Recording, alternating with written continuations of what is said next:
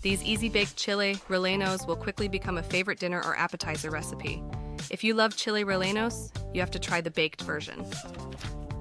Place poblano peppers on a baking sheet lined with aluminum foil. Place the baking sheet on the highest rack in the oven and broil on high for 15 minutes, flipping every 5 minutes.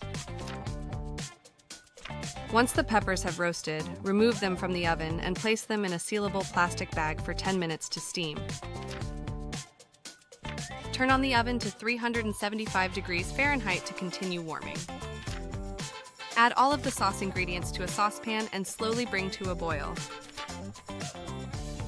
Add the sauce to a food processor and pulse about 10 times to smooth out the sauce. Place about 2/3 of the sauce at the bottom of a cast iron skillet or oven-safe dish.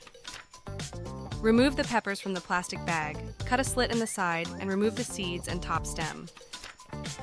Flip the pepper over and peel off as much charred skin as you can.